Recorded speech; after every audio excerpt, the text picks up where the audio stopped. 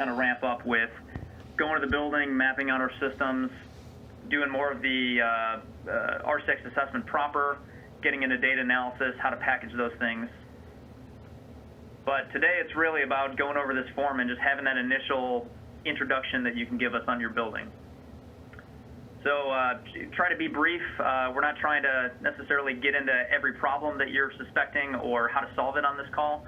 It's really just a way for you to share a little bit of your building so we can figure out maybe how to break folks up into teams and how to maybe give you some ideas about next steps and things that you may want to think about when you're in the mechanical rooms doing your system diagrams and what to look for.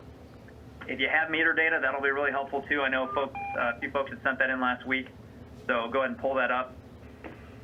But here's the sequence for today. So let me know as we get to the end if there's anybody that we missed. I know a few folks had wanted to put together a facility profile and still may, but they didn't have anything submitted. So this is everything that we have right now. So we'll start with Fort Leavenworth. We'll move on to the Navy folks. I know they got to jump off early, so we'll try to get them on in this first hour. We'll go on to the Presidio buildings and then Redstone and Fort Campbell. So with that, I'm going to go ahead and hand it off. Hopefully somebody from Fort Leavenworth. So Chris, you're building 699, right? Hey Brian, we got some people rolling in. We're a little late getting in here, but who's in building 699? You're the only one from 699? Kevin. You and Kevin. All right, Chris is not in here yet, but we got a couple people here from building 699. So we can Just bear with us. We'll go ahead and try and talk building 699. You got information for that building? And yeah, we do. It's up to you. If you want to do 664 or the Gruber Gym 302, if you'd rather do that first, if that's easier, your call. You have 302. Yeah. Yeah, we can do 302 first. Okay. Do you want us to pull it up at our end, or if I share the screen? I don't have anything pulled up here, so if you can pull it up there, that'd be great. Okay. Irene, I'm going to make you presenter up building 302. Okay.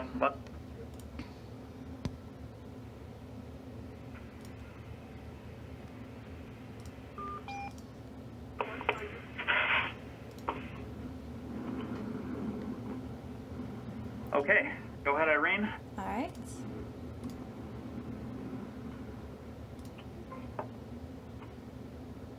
Is that looking good?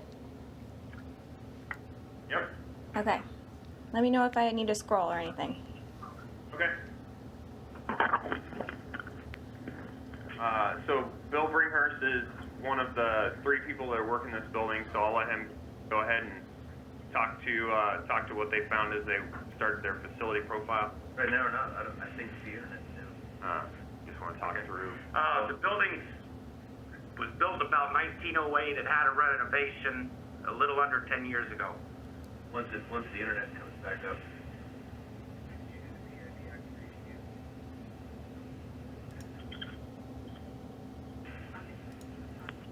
You want to explain what it was when it was built and what the usage is? No, it's a gym. I think it was built in 1908, or thereabouts.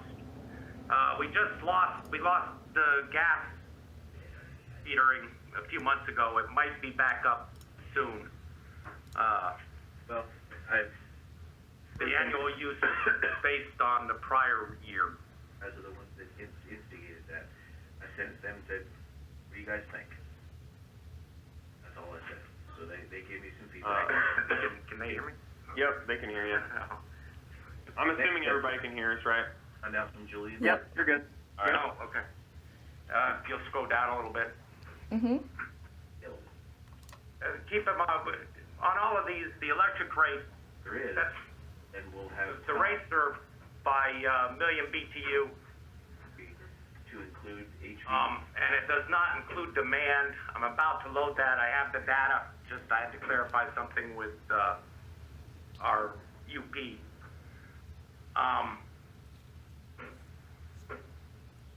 The cooling and heating It's like I told them after their response, I said, well, equipment's there. it's a little high. You look at the subs price, $35,000 to get the work done. Hey, this is Brian. Whoever's talking about sub prices, can you mute your phone? Okay, sorry, Bill. Go ahead. Okay, one question. You see the electric rate, that's per decatherm per million BTUs. It's pretty low. It does not include demand. Right now, I'm getting the average demands for the weeks of June and July that we set the monthly peaks in there.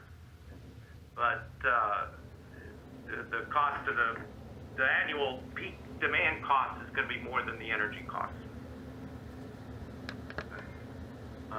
Robbie, do you want to talk about the building systems that are in that building? Just to kind of tell everybody what. Actually, Brett, can I just interject a question? The usage column there, just so I understand that, is that BTU data? Has it all been converted to BTUs, or Yeah, is that that's all. kilowatt hours in therms? Those are BTUs. Yeah. Okay. And the square footage for the building? Yeah, a little over 42,000. Thank you.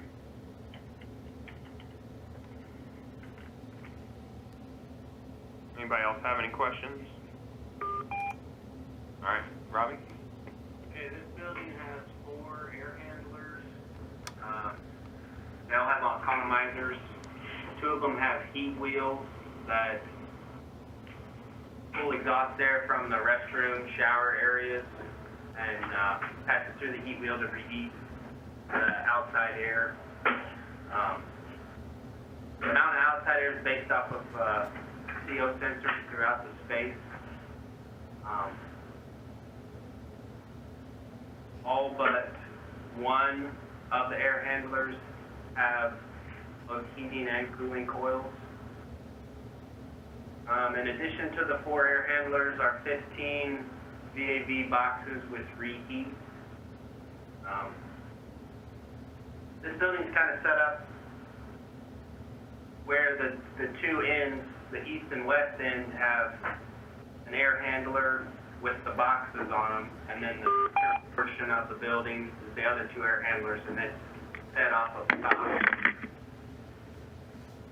The chiller is 110 ton multi-stack modular with DX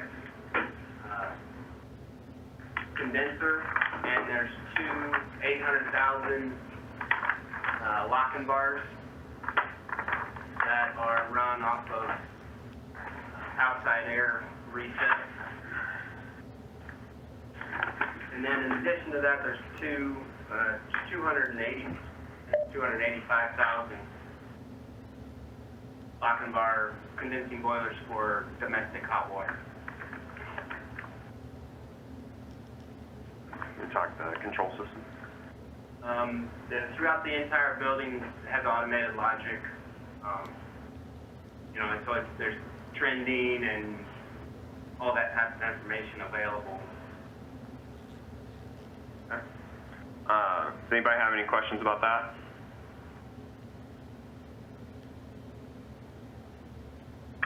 I just wanted to point out, this is Brian again, for if anybody wants to look at these on their own, you should be able to download them from MillSuite.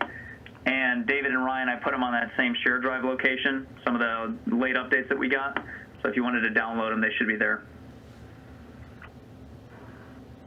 Irene, you want to keep scrolling down? Mm-hmm. Somebody want to talk to the primary RCX goals? Reduce energy use and reduce demand.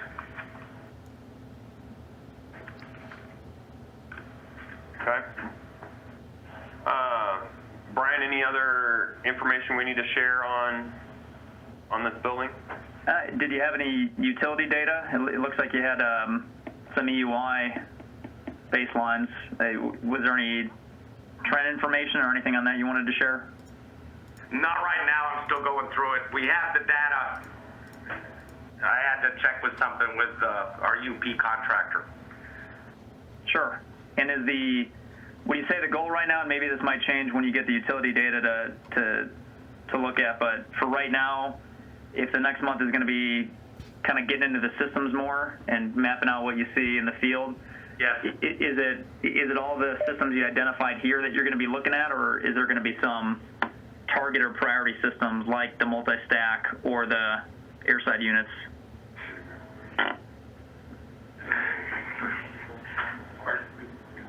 Do you guys have any idea of what system you think you might focus in? I suspect it'll probably be the air. Did you hear that, Brian? Yeah, the airside. So what strikes me with that is two of your air air handling units have airside economizers and heat wheels? Yes. Okay. Is that typical for Fort Leavenworth? And I don't know, David, if you've got any insight into air handlers that kind of have those, what seems like to me is contradictory strategies for how to do heat recovery. So is that, I guess, first question, Brett, do you guys have a lot of those types of units? Our building has it, actually. Thanks. I would say this isn't not the only building that has it. We have at least a few other buildings that have a similar strategy. Okay. Yeah, David, any thoughts on that? Yeah. And just as a side thought, I was going to ask is, you may have said this and I was thinking about something else. Is the demand ratcheted there at Leavenworth? I can't remember. Yeah, 85%. Okay. Okay, so the energy recovery thing, yeah, I agree with Brian. There's some alarming to me stuff going on. Like up in Seattle, the code would actually mandate that you do that, and I think it's not right for a whole bunch of reasons. I think it's people wanting to do the right thing and not realizing the physics of it. But does it make a difference with it being a gym? I mean, with the humidity? Probably not, in a way, because if you think about it, if you're using an economizer by definition takes you off of the minimum outdoor air setting. And so if the economizer is working, the minimum outdoor air requirement's kind of, in a way, irrelevant. And so that means the only time the heat wheels are going to deliver any value is when you're on minimum outdoor air. So on a gym, that could be a little more frequently than it would be in a normal office building because the outdoor air percentage might be higher. But if you, there's a spreadsheet on the website that we have that you might want to look at. It basically does mixed air temperature calculations based on the conservation of mass and energy thing. There's actually a blog post I did that develops the physics of that. But a really interesting calculation to do is to take the air handling unit's minimum outdoor air setting and do the one that figures out how cold it has to be outside before you get a mixed air condition that either would require preheat or basically would get to freezing where you trip a freeze stat. And like on systems that are 20% outdoor air, it has to get to a stupid, unachievable number, like 150 degrees below zero. And so a lot of times we walk up, preheat clause active, and that's a really strong clue just because most of the time it probably shouldn't be. And so that sort of plays into this energy recovery thing. But in a cold condition, the only time you'd need to recover energy would be if the mixed air temperature is going to get below your set point or, towards freezing. Similarly, on a really hot day, when you're off outdoor air, because it's hot and humid, then you can recover energy, cooling energy. There's more of that, obviously, in Kansas than there would be out here on the West Coast. But we were looking at, energy wheels in the buildings we were working on last year, and if I did the math right, they did, in fact, recover energy, but the cost of recovering the energy was actually more than the energy they recovered. I built a spreadsheet that I'm happy to share that does that math, but it also basically does a sanity check. It just sort of says if you had a 100% efficient wheel and you had these conditions in the building, what's the maximum amount of energy you could recover and what's that worth? And then you can plug in what's the theoretical effectiveness of the wheel. And if that was in place and running 24/7, what's that worth? And that really gives you some perspective. Like, it's like, whoa, we're going to all this trouble, and it's like a handful of savings. Or in at least one of the cases last year, it may actually cost more to recover than it's worth. And I've seen similar things, like looking at this. I've gotten real in-depth in this up in Seattle, where the code's forcing it, and the code's forcing it to systems that are like variable flow refrigeration with energy recovery, and that gets even more complicated because you're trading off recovering heat with a VRF system versus, the recovered energy versus letting an economizer work. I'm starting to ramble, so I better shut up. But the point is, I think Brian's point's well taken. It's really complicated, and it's really conflicting strategies, so it'd be worth looking at, I think. And then on top of that, we found a very simple thing in the units last year that was totally blowing their effectiveness. From what we could tell, it took units that were supposed to be 80% effective and making them 40% effective. And it was a real simple, obvious thing. So I'll stop now. Just when they did put that system in, the natural gas was about 4 times the price it is now. So. So this is Brian again. We're seeing we got a project in Iwakuni in Japan, a marine base that's got the same thing where they have a lot of big airside units that they have economizing dampers and bypass dampers for their heat wheels. So they got 7 sets of essentially inlet dampers. So it seems to be a widespread problem, and if it's something that you decide to look at here, we could try to make sure that you get David's spreadsheets, and that becomes a kind of focus that we help you with. So unless you got anything else on that, I'd say if you guys want to move on to building 660. Just weigh in on something, Brian, real quick. This is Ryan Sure. from San Francisco. Scroll up to the EUI data, which is why I asked for the units there. I suspect that those are not correct, just because I did the math. If you take the BTU data, that facility uses annually half of a kilowatt hour and 1/100th of a therm, which I think is unlikely. Those EUIs are remarkable. We would actually just consider this the greatest building from an energy standpoint and move on to something else, but I suspect those aren't correct. So I'll do that again. Sorry. Yeah, send me the data. I'm happy to look at it if you want to do that. Brian can pass along my email address, and Brett has it too. So I'm happy to do that. The other thing I think to clarify here, Brian, just from a standpoint of so everybody's consistent, you're looking at site EUI, right? Not source EUI. So everybody does the same thing. Yep, and we've since released an update to this that corrects things or makes it clear about what units to use when. I'll add in that for the future that we are looking for site EUI is the goal. All right. There's a blog post. There's a blog post about site versus source energy that'll link you up with some resources if you need it to figure out the source side of things. Okay. Yeah, I'll put that on the Mill Suite so everybody, anybody who wants to check that out, they can. All right. Anybody else have any other questions? We'll go back to building 699. Chris has joined us. Hi, everybody. Hey, Chris. I don't hear applause. When you come in late, you don't get the applause. I said applause. Do you want to start with the facility profile? Yep. Okay.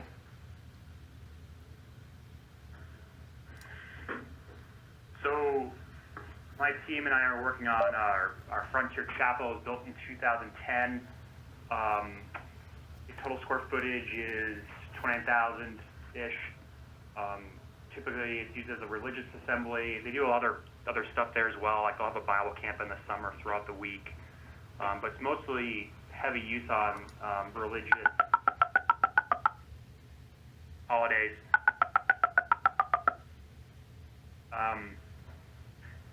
Yeah, and then I calculated with Free State, the annual cost is about $27,000 a year.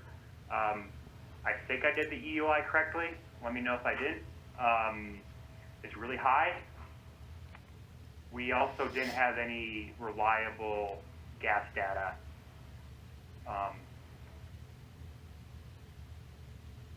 Okay, yeah. Any questions on the top part?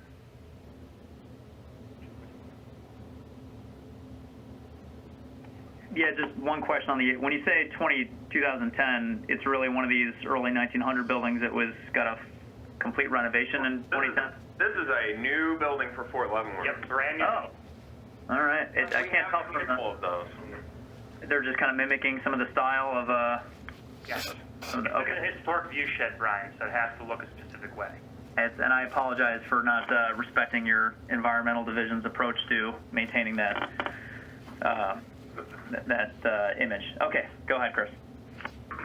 So if we go down to the building systems targeted, we actually have a really similar system to Gruber in terms of we have an ERV dedicated outside air system that connects to air handlers, but we also have an airside economizer that goes into that air handler. When we did our first visit of the site, we actually, me and Kevin and Scott stared at it for a while trying to figure out what it was actually doing. Got into the sequences a little bit. This has been reworked a bit based on, we have, what's our energy company? Aresco. ESPC. Yeah, this is our ESPC building, so I haven't dove into their stuff as much, but the original design intent didn't actually go into when to actually air economize using that outside air in the air handler.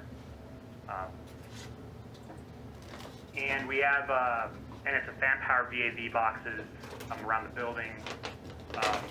Cooling, we have air-cooled chiller outside. I didn't put size in, but the size of that is, I think it's 128 tons. And that's a primary only system. For heating, we have a couple walk-in bar boilers that were just recently replaced. So they're primary, secondary. What's the new size on those?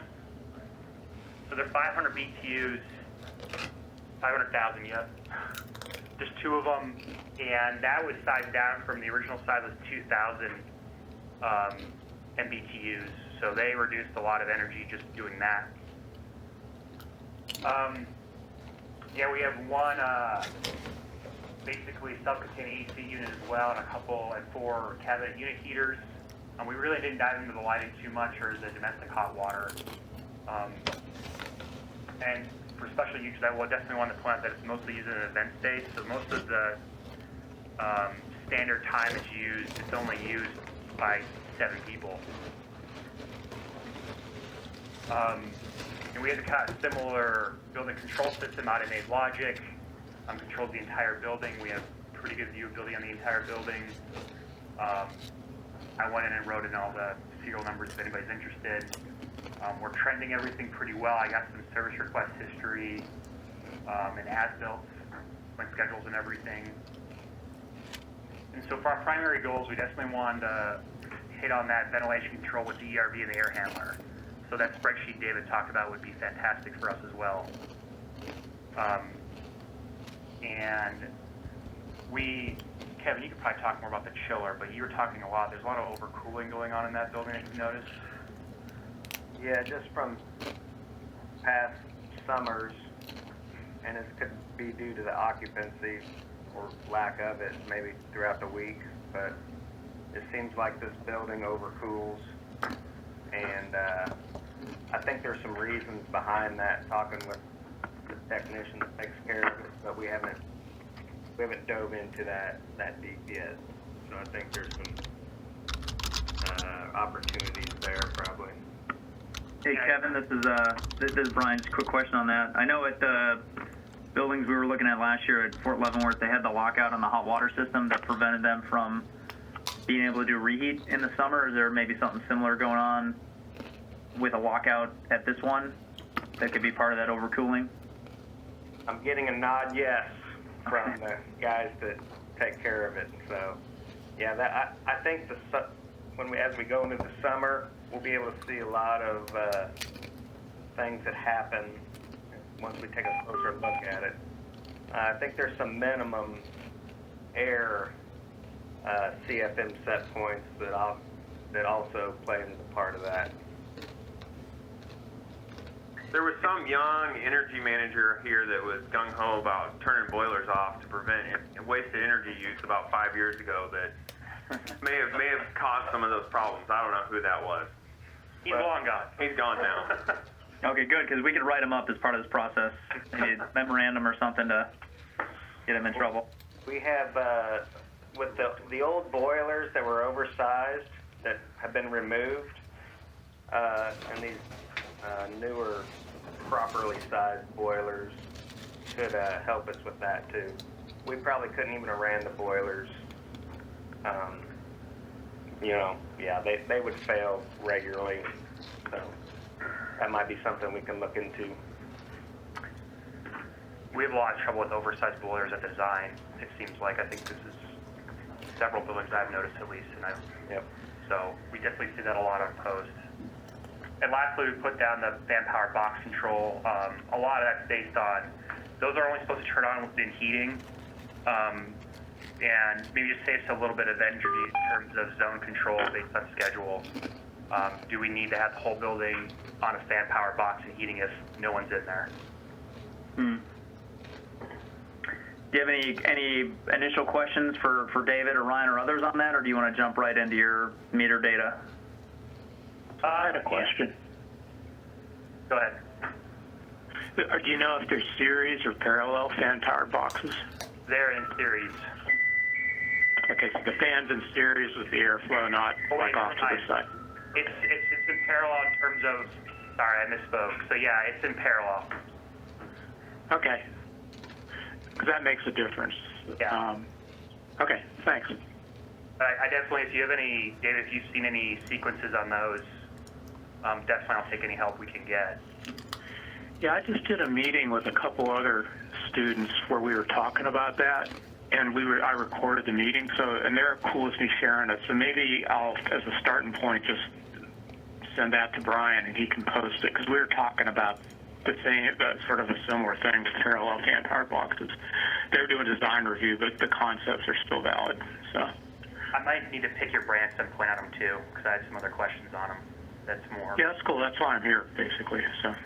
All right, you're here for me. I appreciate it. So yeah, if we go to the meter data. Is this the right one? Yeah, I believe so, because we had some data issues. Okay. So I resubmitted. Definitely changed my thought process, but I just picked this 1 week because it's pretty consistent on good data. We have a lot of broken data, and I think this was from August of last year. So this shows that actually kind of our peak is on a Sunday, but that's not actually typical. Most of the time, our masses happen in the middle of the week, but our facility profile looks pretty consistent throughout in terms of it's basically on the same schedule for every day, even though it's not really being used to its fullest capacity every day. The base load is pretty consistent as well. And I kind of went through and double-checked of averages throughout the year. If it's winter and summer, we definitely have a lot higher energy usage in the summer. And yeah, I think there's a lot of potential in scheduling as well if we can schedule some of these back if only 7 people are using it during the week.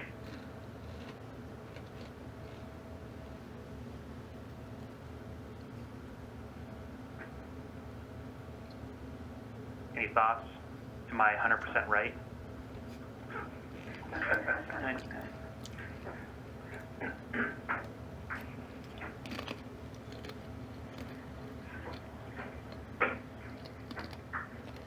there a hot gas bypass on this show? No? No. Is there a Hot gas bypass? hot gas bypass? Because we talked about it at Flint here last. Yeah. Do you have any issues, folks at Fort Leavenworth, if we share the spreadsheet data of this with folks, so they can? I started playing with it a little bit yesterday, and it was interesting to see kind of how some of the average profiles change. You can see, when it gets cold, how things are left on, but it seems to take a little bit longer to get it back to a schedule. And would you mind if we shared that to get some more looks at it? Oh yeah, feel free to send it out. I would just say I wouldn't dive too much into 2017, just because that data is just real hit and miss in terms of if we have it or not. But yeah, feel free to send it out. 2018 is a lot better, and I'm sorry, it's not demand data you got there, it's the energy use data. Yeah, I'd like to look at it, Chris, Ryan here, and I appreciate the annotated graph, by the way. I'm trying to be like you. Nicely done. Yeah, I actually sent it to Brian to send to you, so that's on Brian. I think he put it on a box site for me. And the EUI you had, by the way, seems correct, since you had a little doubt about that. You're right. It's right on. Great. Yeah, and in terms of the benchmark, I didn't quite know how to pick it, so I picked one out, and I figured let's run with it. All of them were, clearly this building's way higher than it should be in terms of an EUI benchmark. I think the highest other ones I found throughout the nation were like in the 20s. So I think there's definitely a lot of potential in this building, especially with little tweaks. Because the building, in terms of the space, we have a lot of space in the mechanical room. The stuff's fairly new. It's just we can tweak some stuff and make it better. And just changing out the boilers to a quarter of the size probably saved a lot by itself. Well, it seems like a really good candidate for this kind of deep dive, this look, based on the complexities on the central air side system, just like the gym that Bill was talking about, the complexity on the terminal side with the parallel fan power boxes and some of the hydronic issues or looks you can give it. Any kind of next steps of going into system diagram mode or starting to kind of map things out? Are there systems that you're going to give priority to, or any next step thoughts you want on how to go about that? I definitely, tell me what you think, Kevin, but I definitely want to focus on the ERV, air handler interaction. It's drawings and what's actually there don't quite correspond very well. I think there might be an extra damper in there and I don't know if it's even on our automated logic. When I was thinking about it before. But I definitely want to focus on that a lot. It appears that the ERV and the air handlers pull the same return air. So the ERV is not pulling from a place you would normally exhaust, like a bathroom or something like that. It's pulling from the common return air plenum that the air handlers are. So we're not really recovering anything from the space that needs to be exhausted. If that makes sense. And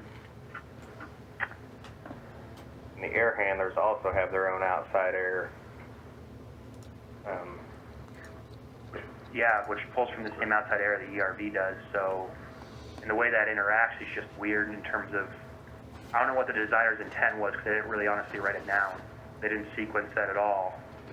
And I got to look at what Noresco did to fix that. But it looks like it's basically that economizer on the air handler is almost never used. But we don't have enough trend data going back enough to see when it should have been used, if it's possible, if it actually gets used. Oh, it'll be interesting to see it mapped out in the ways you guys are describing for where they pull air from and where those dampers are, how they're configured. The only other thought I think I emailed back to Chris is since there is such a kind of swing in how they use the spaces, being a chapel, you get a hold of that schedule to find out what's recurring and when they need to have intermittent on-demand use where they just are going to walk in and use the space. Having that, I think, will be key to know if you decide to step back HVAC operation in certain spaces. Having that will be important. Okay, I'll definitely dive into that. One question I have is the chiller is obviously sized for, the building to be occupied 100%. But how is our chiller going to be able to react if we only need cooling or for half the building? So, For what? yeah, or we hardly need any cooling. I'd like to see how the chiller operates, like does it short cycle or not. Well, that's a really good thought. One thing you might consider is a flywheel cycle. I actually did that. There's a blog post about that too, so I'll hook Brian up with that.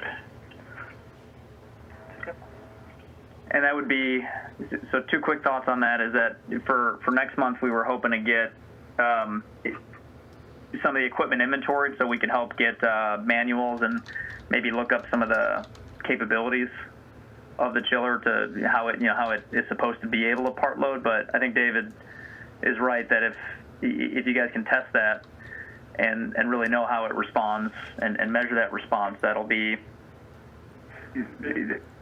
be the indication of what you can do with it.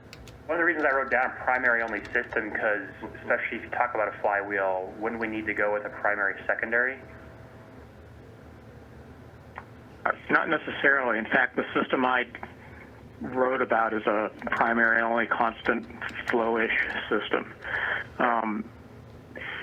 And so, and I have the little test forms there and everything, and it's a really simple test. So it may be very insightful. A couple of the systems we were looking at last year had flywheel tanks in them, and that was an interesting conversation too. I wrote a really annoyingly long email about how the flywheel tank might impact how the system worked depending on where it was, that I could share also. You may discover a flywheel tank when you do your system diagram if you haven't looked for it already. Who knows? Maybe we'll find one. Okay, do you guys want to move on to Harney Gym? Yeah, thanks guys. Okay, so we had Harney Gym, and the building it was built in 1986, so it's about 33 years old. It is a gym and pool. The layout of the building, it's got basketball courts on the east and west ends of the building, with a pool on the south end of the building, and basically in the middle we have office space and locker rooms. Upstairs, above the locker rooms and office space, we got racquetball courts and a weight room. Let's take a look at our usage or utility data. You can see the numbers there. If you got any questions, or my math looks wrong, please let me know. And then I'll have Mike describe our building systems targeting. Yeah, the building involved it has 6 single zone air handling units, and one of them has a energy recovery wheel, which connects all the locker room areas on the bottom floor. The cooling is primary only DX multi-stack 140-ton chiller. There are 2 Lochinvar 1300 MBH condensing boilers in the basement, and they have a 10-to-1 turn down ratio. Now, with the boiler, it actually has to run every day because it actually handles the dehumidification for the pool boiler, which is a separate air handler for that space. And when you get into pool air handling units, you get into that whole code of airflow and all for the space there. For the domestic hot water, we have like 2 Bach natural gas tank boilers combination, and they're just they were. And then some additional zone HVAC, it's just some electric unit heaters and the lighting and T8 lighting everywhere. And it's on the control system too, so the mechanical is just all with the automated launch system. And then a few things that we want to look at would be investigating and help solve problems with aerial number 3, which is has the wheel on it. So That air handler is only for the offices and the locker room. Yeah. In the middle of the building. But when we went there, we did notice that it actually tripped on low temp. When we were there, we had to reset it. So maybe there's some freestat problem, we don't know. And another thing I thought about is determine if we need a standalone boiler for the pool area.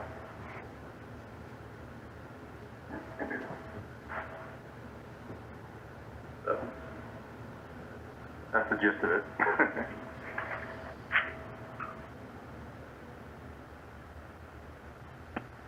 Can you just scroll up to the square footage real quick? Thank you. So one thing I've noticed, a lot of these facilities have condensing boilers, and you may have talked about this already, but you know, a condensing boiler to really hit its peak efficiency, you got to hit it with fairly cool water to cause the condensing cycle to work. The reason I bring that up is a lot of your buildings have reheat loads, and you can do reheat with really cool water. I could talk about that some more, or I could just say that and point you at a paper I wrote where I basically discuss that. So at a minimum, I'll follow up with that paper, but I think there's some opportunities perhaps in those condensing boilers.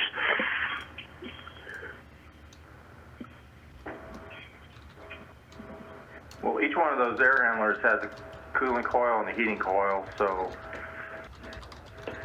we have to add more to the reheat part of it.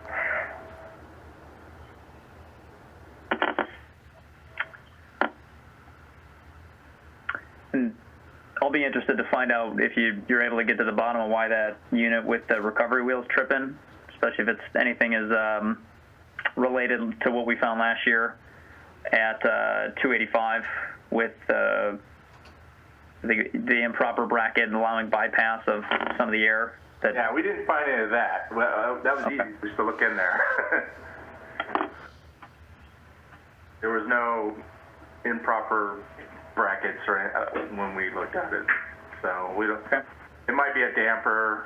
Who knows? So. Brian, the one thing we are looking into is the control sequencing also, because it's 100% outdoor air. It doesn't have any mixing dampers or anything like that, so it's 100% exhaust and intake. So we're working with the controls division to figure out what the sequencing is for the dampers and when it needs to fire up and what's the mixed air temperature supposed to be. It is a sequencing issue, though. Yeah. For that trip. Yeah. Okay, sounds good. And is the focus going to be on all the systems that you guys indicated here, or is there going to be a priority on the air side or certain air side units, like the ones tripping or the ones for the nanatorium? 3 will be a focus, air handling unit 3. That is with the recovery wheel. And then Yeah, we're going to look into air handler number 7 because there's been talk that since the building boilers take care of a lot of the heating in the summertime. Make sure I got that right, Kevin. In the summertime, we're using both those condensing boilers for the entire building to reheat the pool space. So we're going to look into isolating, maybe having an additional boiler to reduce that load for the 2 building boilers, which would save us a lot of energy.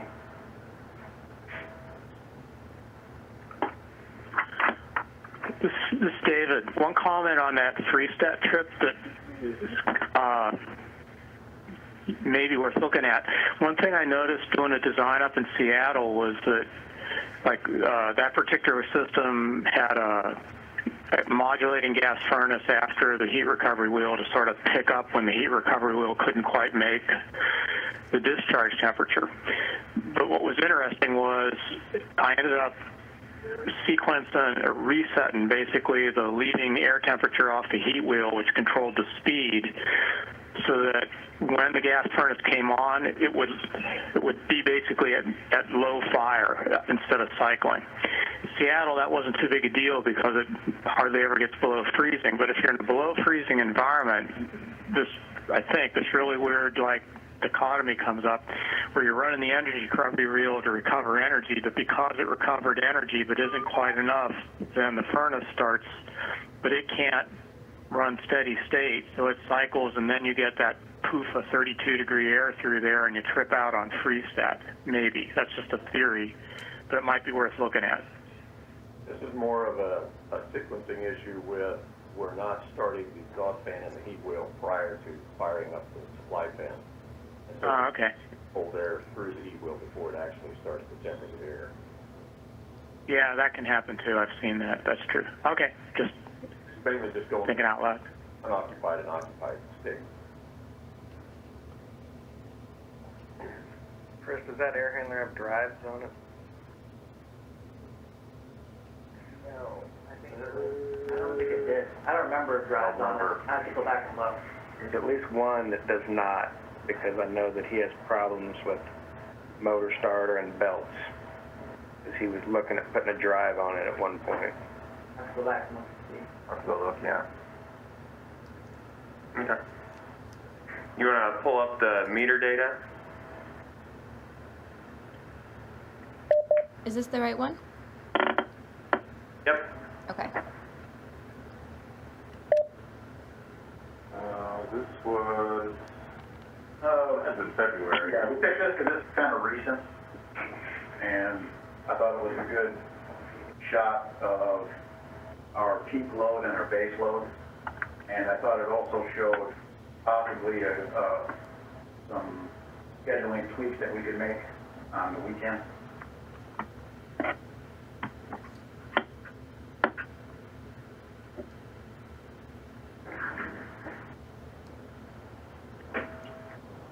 You guys know what that huge weird spike is? Did you guys ever figure that out? We haven't figured that out yet. It was just in the beginning of February, you just had this big humongous spike when it was really cold outside. So You got the gym? Is that what you're saying, Chris? Yeah, I was seeing the gym myself. Yeah. So I'd be curious to know if it happened again when it was real cold last weekend.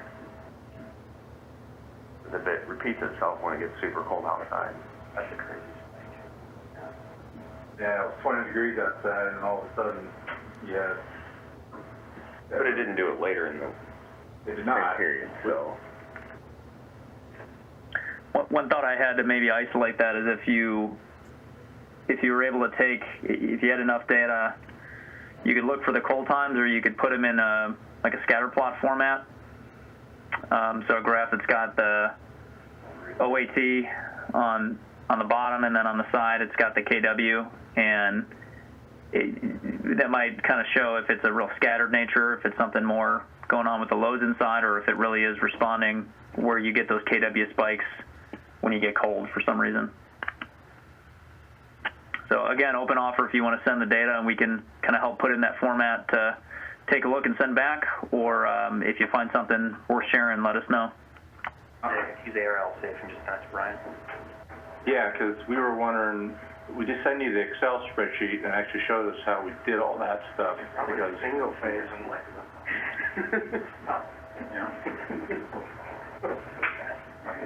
We had some power issues with Turner. And then there's some issue with your data. I'll go through with you real quick. Okay. All right. Does anybody have any questions? Well, we also have another. Yeah, we got another graph as well. Yeah, so this one, yeah, that one basically shows us the difference between the summer and the winter. And you can kind of see in the winter, there was kind of like a schedule change during that time. Because it seemed like the building was on like all the time in that first part of February of 18. And by the end of the month, something changed with the schedule. You can kind of see the difference there. I know the answer to that one. You too. What? We were running 24/7 due to the extreme low temps. Well, there you go. One one thing to note on this graph too is in the middle is where, so on the left side it's in February of 18, and on the right side it's in August of 18. Yeah, I didn't do a good job labeling her. You guys look as well.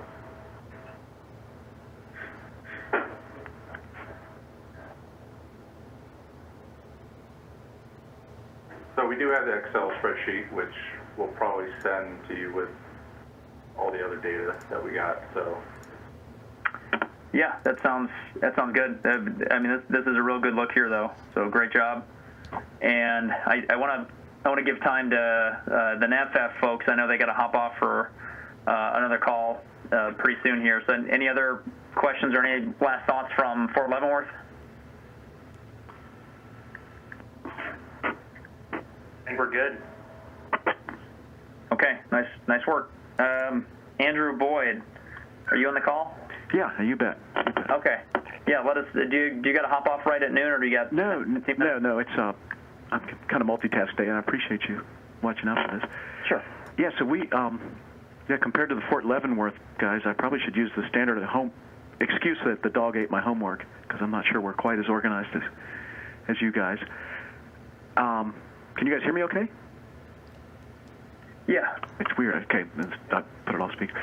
Yeah, so we, the building we picked, building 520, one of the reasons I picked it is we're kind of already doing that as part of our retro commissioning. And since it's in the pipeline, I think rather than pull off for another building and pull away from it. So ideal in some ways, not in others.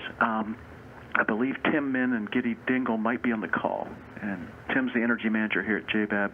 Giddy's an energy manager at Washington Navy Yard just across the river. So they were going to help out as part of the team. Don't have the photo here. I had trouble inserting a JPEG, but it'll be on other documentation. So this is a 1942. It was an old hangar turned into basically a warehouse for most of it. Heated but not cooled with some big-ass fans.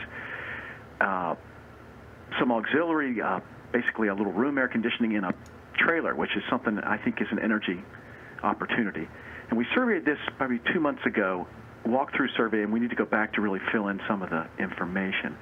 The front part is, I'm calling it mercantile because it's a supply for the base. So that's more basically a little mini mart. And then there's a skiff space to the side, which we couldn't get into on our initial walkthrough, and then some other office space on some wings. So I think in a way it's going to be interesting with the mixed use. I was unable to get some of the data for yesterday to do the submittal. And again, I'll have more information when we do the system diagram. It uses some central hot water. There are some chillers. One seems to be abandoned. There are air handlers in the front. So it's kind of a mishmash that we really need to get into. What does SCIF mean? Oh, what is it? Sensitive Classified Information Facility. Did I get that right, you government guys? Or? It's essentially a secure room, right? That do you know what the kind of how big that is, or if it's a meaningful? I'm surprised to see it for a warehouse space, but is it a pretty small, like? Yeah. I think walk-in closet, or is it actually a meaningful footprint? It's got some footprint. I should clarify. And you'll see on the photo on another document, it's got the big hangar space, but there are wings to either side. So it seems to be a configuration at JBAB. There are 3 of these buildings that are similar: the main hangar space and the auxiliary space to the side. So it's in one of those side spaces, basically. So I wish I had the square footage. Yeah, you can see the kind of wings from that photo where the silver SUV, 2-story space there. That's the abandoned chiller in the front, and there's mechanical room there in the front. So again, kind of a mishmash. Actually, it's going to, hopefully by the next call with the system diagram, we'll kind of have some more fleshing out these various systems, and I think it'll be a challenge to figure out if we can make some improvements, and both the improvements to the operation and potentially turn some of this into an energy project. One kind of wild idea would be fun to be able to use that big space somehow, if there's a way, and David would probably have some unique suggestions. this big passive airspace. It kind of intrigues me. You have this huge volume of air. Can we use that in a smart way as a bumper for the excessively cold or the excessively hot days, or use this big sink of air we've contained somehow on a really innovative energy solution for the smaller spaces? Well, I think having the system diagrams, like you said, to kind of map and show where that fits into what airside units will definitely help talk through that. Yeah. So everything that you put in there is so this is a contract that NAVFAC is managing for RCX work that's kind of in its early phases, or is it in-house work that the team there's doing? It's in-house work. We kind of, and one of the processes we've used, and it's perhaps we could improve it in the future. We get money, and I don't know how the Army does it, and we kind of almost, not by random, but we pick some buildings that seem to be good candidates. And I know one of the things we'll run into once we dive into it, oh, well, we can't get these control drawings, or turns out there was this problem. And I don't want to complain too much about my employer, or I won't be on the next call. But it does seem in a big organization, and maybe you guys see this in the Navy too, you've got the public works, we're doing our thing, and then, maybe somebody with some stars on their shoulders said, get this air handler fixed, and somebody goes and puts a new air handler in. So when you come over there, why is this new air handler there? Well, it stopped working, and they repaired it, even though we were kind of in the programming to come by a year later and work on it. So, but yes, I kind of rambled on.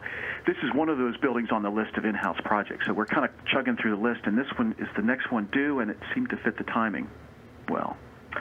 Yeah, and if you can get that Siemens data as part of the process, I think if we can get that kind of visibility of system diagram data and trend data for what they're doing, then mixed-use buildings, pretty large, hodgepodge of systems, seems like a good one. And I did pull the energy stuff up on the slide right above that, or on this sheet. The Navy has this is a spreadsheet we built to use this circuits data, but it's by month. We use a GeoRadius, basically a GIS system, so I can click on the building and I can pull up the numbers you see there. I put this in the spreadsheet we built this to calculate EUIs. I'm not sure how accurate these numbers are. It's not defined gradient. I want to try to dig down and find the meter data like you guys were doing, but I wasn't able to get that for today. So is circuits related to the Navy's version of the advanced metering infrastructure? Is that some roll-up for all Navy data? I think so, and I need to research that more. This exercise actually helped me realize something that I haven't been doing in as much detail as I should. I mean, seeing what you guys are getting, I need to do a better job of finding that data and really, really delving into it. I'm scratching the surface with this stuff, and I see I found errors in this stuff that doesn't make sense. There'll be 4 months are the same reading, which I think somebody just typed in the number to get through a deadline on different buildings. There'll be a building that uses I saw one where they was using a huge amount of high temp hot water in the summer, and I just knew there was something off on some of this. So I'm leery of some of our data, but it's been sort of the best we have. So this spreadsheet allowed me just to compare. I know David, one of you had mentioned the site and source energy, so I've kind of put in the conversion factors based on the Energy Star. So that's built in there to kind of give you that comparison. And how is there somewhere on here? Is there any idea of a benchmark, or how you would have expected, or how other similar buildings are performing, to give you an idea of how bad off or how good you might be to start? Yeah, the last several rows, the buff-colored information. That's the data I pulled. The one you just had. That's the data I get clicking on the building. So it's actually pretty quick. I go into grab this data and then put it. But that buff-colored 45 and 100.5, that was pulling off an Energy Star numbers. Actually, I think both of those might be. Those are the Energy Star numbers, and then the red, the delta, I tried to set it up, and I'm not a master of this, where it's showing a negative, it's actually over. Yeah, so it's 49, so we're using more energy on that. I don't know why the other one's not working out. Or those might be the difference. Yeah, so it looks like ours, I guess, are the 94, and I'm trying to stare at the little screen on my computer, 94.3 and 150.6. They're higher than the benchmarks, which are the buff numbers, so it's showing in red that the difference, the delta T, that shows this building is not performing, at least according to the circus data. Okay. Well, Andrew, I know you got to run. Is there any last questions that I mean, it sounds like you got a good start. You got some benchmark data. You know what systems are in there that you want to go map next. Do you got any questions for us before you go, or is that you feel like you're in a good spot? Probably doing okay. Again, I'm looking forward to learning from everybody. Great comments so far. Hope the dog won't eat my homework next time. I'll have more stuff for the system diagram. Yeah, look forward to it. Thanks for being on the call, Andrew. Thank you very much. Yeah. Okay. Jay and Clint, are you guys on the phone? Do you want to talk about 660? Sure. This is Jay. If we could talk about 611 first.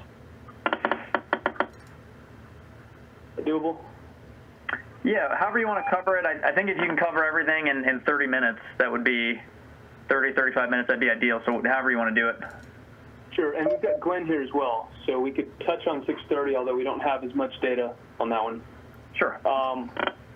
Jay. All right, so 611 is one of our instruction buildings, built in 2002, so it's relatively new for one of our buildings out here, so not the newest. You can see we've got a fairly high EUI of 53 kBtu per square foot. I found in the Army Sustainable Design Development Policy that CAT codes for instruction buildings in our climate zone should have an EUI of 21, so we're well above it. However, Brian, I noticed that on your profile sheet for 613, you had a EUI for instruction buildings in the 30s, if I remember seeing what you saw at the beginning of the call on your presentation. Yeah, and so I think that's why it's worth noting the source. I think for that I was using CBEX with a coastal 3C climate zone, and some other combination of age and building type. Right. So that might be a more appropriate benchmark. I was going off of a new building, like with pretty aggressive benchmarks per that updated policy. Yeah. Either case, it seems like you got some room to improve. Absolutely. So we're going to update this sheet as well. We've got a bit more information. It's about a 60-ton chiller per the design. We've still got to confirm that, looking at the model number out in the field. We've also got 2 split systems in the comm rooms, and we think the comm rooms are actually a fairly significant, well, not significant, but a decent portion of the base load. We've got an old non-condensing boiler. It's a 750,000 BTU boiler. We've got VAV boxes with reheat. So it's a fairly conventional building from our point of view.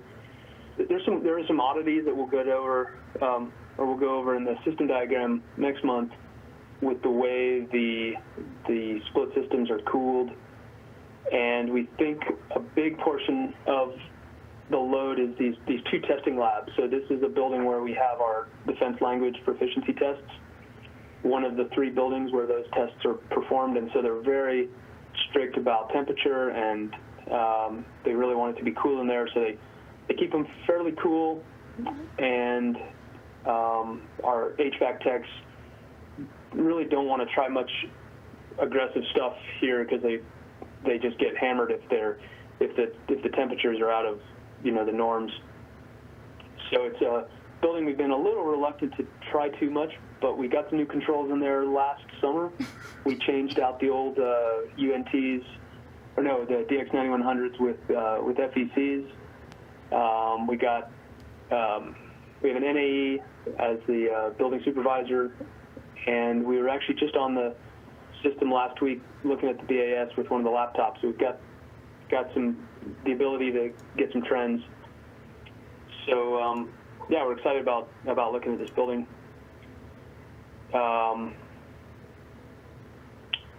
Irene, if you're able to change over to the graphs, I think probably the best one to look at is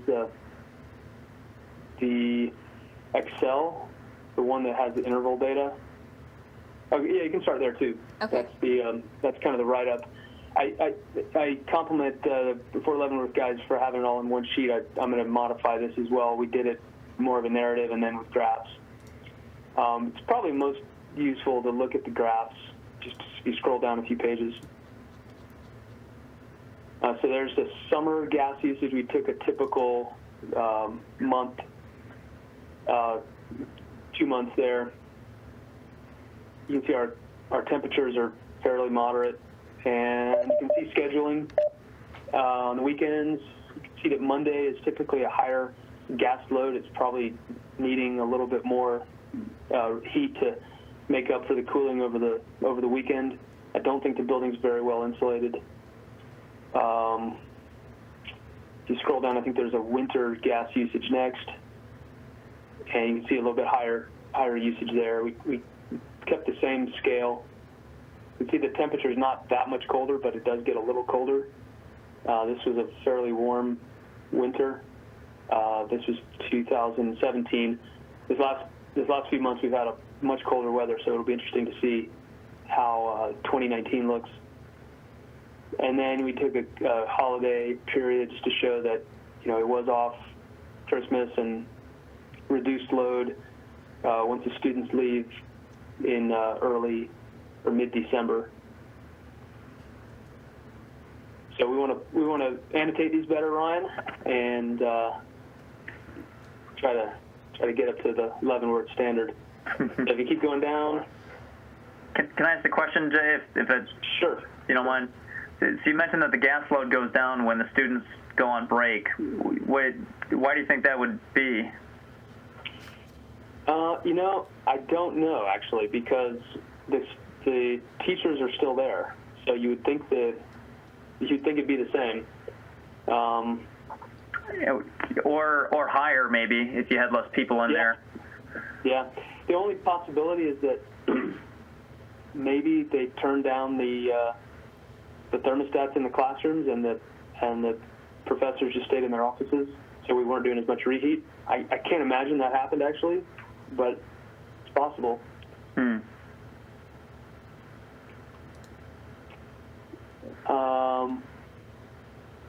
But Christmas, you can see it was the schedule was off on Christmas.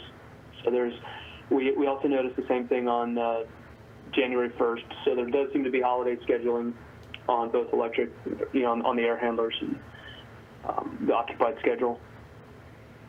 So we just started playing around with some scatter plots, and you can see the gas usage does follow a trend you'd expect. One thing that is interesting is that it's a fairly high temperature to start increasing like that. I would have thought we could have delayed that trend line back to the left a little bit. But what this does indicate, this is average for the whole day. We don't have hourly data, so we could have a day where the average is maybe 65, but we had a cold morning, and so that might be what bumps it up. But it definitely fits kind of the standard, trend that we would expect. You can see the base load somewhere around 15 as it tails off to the right. And electric, actually we just did a scatter plot this morning on electric, which we can look at later on the Excel. We didn't get it onto this report yet. But this is more of a summer monthly. We're going to change this to 1 year instead of just summer months. I don't know what happened in May there. I think there might have been a bad reading from PG&E. But you can see summer's fairly consistent at around 20,000 kWh per month. Keep scrolling down to winter. What's odd is that we actually saw increased usage in many of the winter months, and we'll see this later as well. And I'm not sure why. Not a heat pump. It's maybe the fans are working harder. Maybe what's happening is the systems fighting each other. So we got to try to figure out why we're actually having higher electric usage in the winter than we are in the summer. Sometimes space heaters will do that. People will bring in a space heater.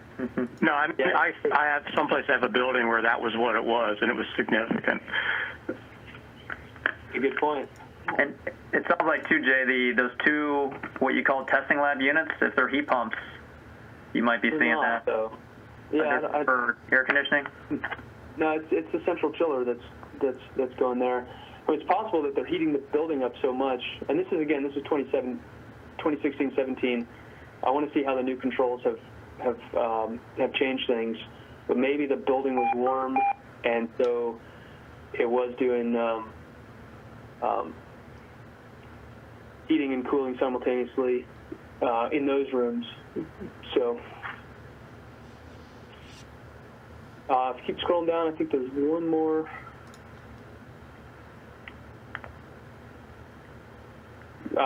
This electric scatter plot's not worth looking at right now. We got to actually go. If you go to the Excel file I sent you this morning, Irene, this is a little better. So there's the electric scatter plot. So you can see it looks like that 0 level is probably when we had the system. The building was off completely. Maybe there was an outage, and then you can see the base load sitting right around 15 or so kW on the right, and then you can start to see, what we'd expect, maybe standard lights, and then the chiller, I'm thinking, comes on. We got to do some analysis on where the kW, where those ranges meet. But I did talk to Steve Lang, our HVAC tech, and he said that around 50 degrees, they actually have to start turning on the chiller for those rooms, which surprised me that it was that low temperature. But I'm assuming that kW range around the 60 kW is probably the first stage of the chiller.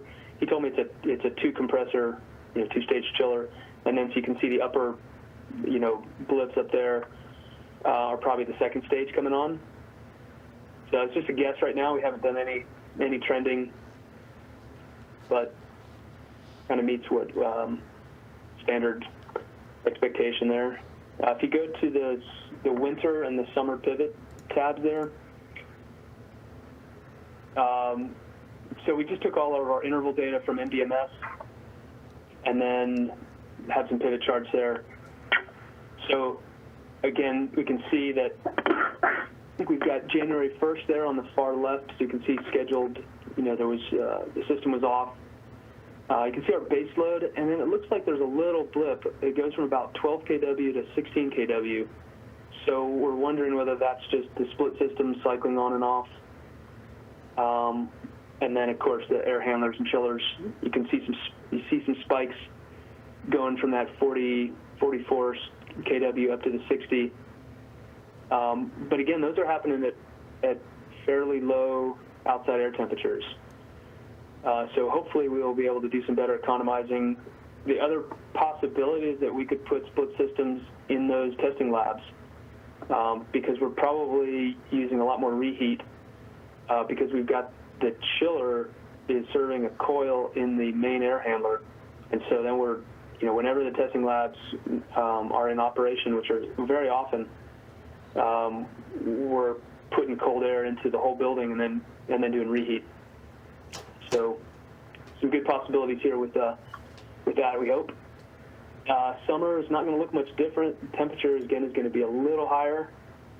But what's odd is that, well, I guess we do see that the chiller or the 60 kW range being hit more frequently. So it'll be interesting to dive in more on this. So that's about it on 611. You got any questions for David or Ryan or the group about 611 before you move off? We're going to have a lot once we get the system diagram, I think. Okay. We've got I've never seen this before, but in the mechanical room, we've got these units that, like the condensing, the condenser it has a fan that runs in the, like a box in the mechanical room where the refrigerant loop comes back.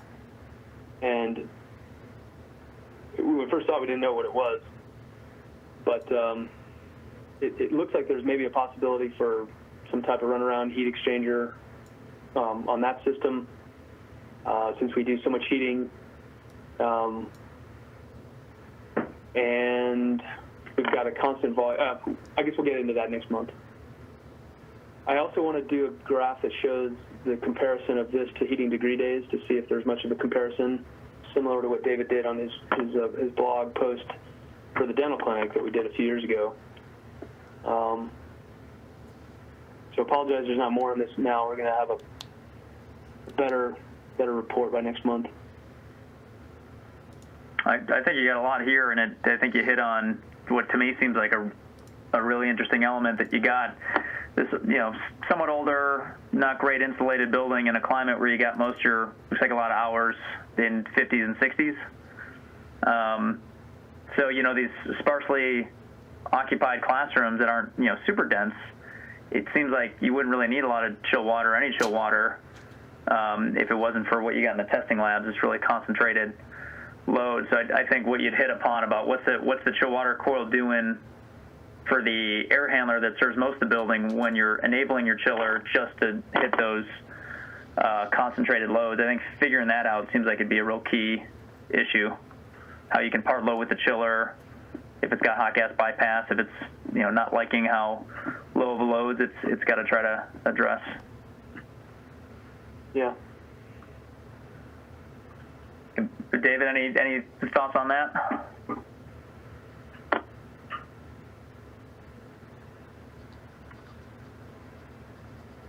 Nope, I think we might have lost. Oh, there we go. Yeah, no, I agree with you. Yeah, I think you said it pretty well, so just let it go at that for now. I'm curious about the thing you saw in the mechanical room now, so yeah, looking forward to the system diagram. Will do. So we could maybe move on to 660, and Clint, you want to jump on that? Yeah, thanks, Jay. Good morning, everyone. I'm going to be, so 660 is about 32,000 square feet. It is a retail space, so it's a large PX on base here at Presidio. It was built around 1987, so, it's fairly newer. It's, we'll dive into the charts in a little bit, but you'll see increased gas usage on the weekends and stuff like that. So it is a large retail space. You'll notice the EUI is fairly high. Again, we were using the Army curriculum for benchmark EUI, which was kind of a blended EUI rate. So that may be a little ambitious. It's pretty low. So that would be probably one of our driving factors for doing this building is we can lower hopefully the EUI significantly after this retro commissioning. So we have for the air side. Yep. I just wanted to, for people across the country, I just wanted to highlight something. Look at the electric rates there, and then think about the rates you saw in Fort Leavenworth. My point being, these are just so radically different. So things that, like in the Midwest, you might say, in places where rates like this can just be phenomenal opportunities. So just saying, look how the rates vary as you move across the country. Just an observation, that's all. Yeah, no, appreciate that. And yeah, I think that's an opportunity for a huge energy savings for us. So yeah, from the air side, carrying on to the describe your building systems targeted area.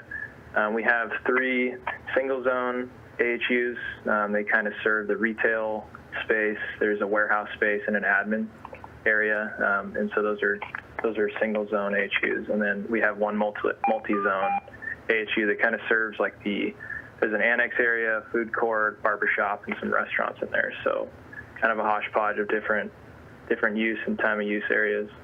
For cooling, we have a chiller. It's located outside, and that kind of has the coils at the AHU level, cooling coils in each AHU.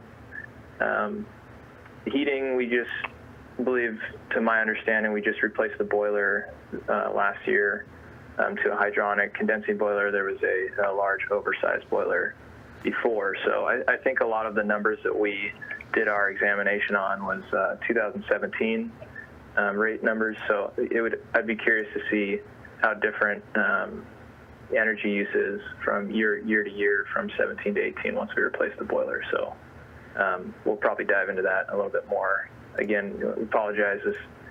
The sheet isn't completely filled out. We were kind of caught with insufficient data here too. So hopefully we'll be more prepared next time. But the lighting system was just upgraded to LEDs and kind of a demand / scheduled LED lighting configuration. We have scheduled lights in like the annex and entrance area to the retail space, and then kind of an on-demand system in the warehouse. So each light has its own on-demand system for it.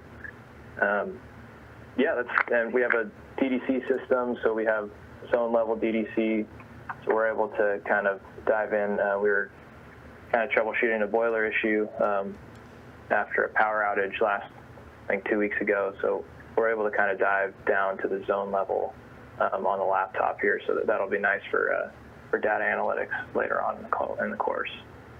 And our primary goal for this is there is a large warehouse space in the back portion of the building, and there's a kind of a boxing area where some of the employees will sit for the majority of their day, and some of their computers are out in the warehouse, and they're freezing all the time, and so they plug in space heaters. And so we want to, we believe the space is over-ventilated, so how can we turn down the ventilation but, keep the comfort levels for the employees there, so, and save energy at the same time. So that'll be probably our primary goal, and, see if we have any decreased energy usage from the recent hydronic changes we've implemented.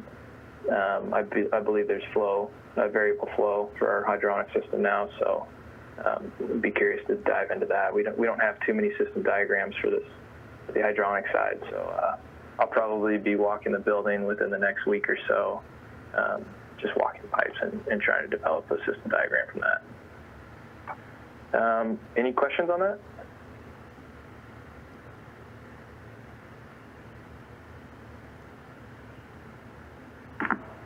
Awesome. Sorry, a comment on what you said. You compared our prices with California's and Seattle's, and I got to see it. And I'm sorry, I wasn't thinking when I put that, when you talked about my EUI, that was a dollar per square foot figure, not energy. But and this goes along with what you were saying about the energy wheels and the economizer. But our demand for the building I showed you was going to be about $33,000 for the year, which I think is more than we're spending on the electric energy or natural gas. So what saves us money, what makes us more efficient, isn't necessarily something that's going to reduce the energy use, throughout the year. But what we're doing in the hottest part of the summer when we set our demand.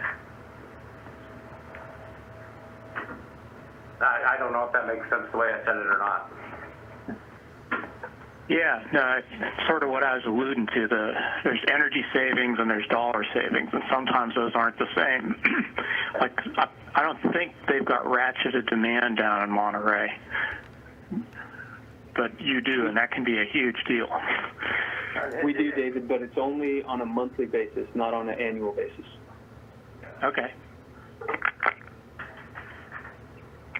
like an example of the impact of ratcheted demand on an annual basis, like I was working a plant where basically they started a 1,000-ton chiller that was a N+1 machine. They probably never would have started to recover from losing the load after a thunderstorm. They set essentially 1,000 kW peak that they would have never set. They only ran it for a couple hours.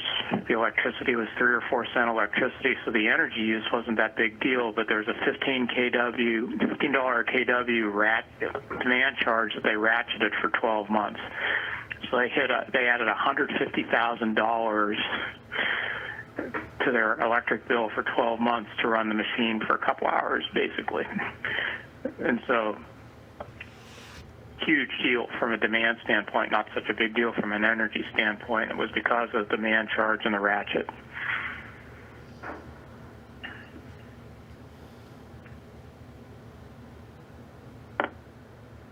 Awesome. So I don't know how much time we have left, but I can go through the graphs. If we have enough time, I can kind of just breeze through them if that's what last enough time for.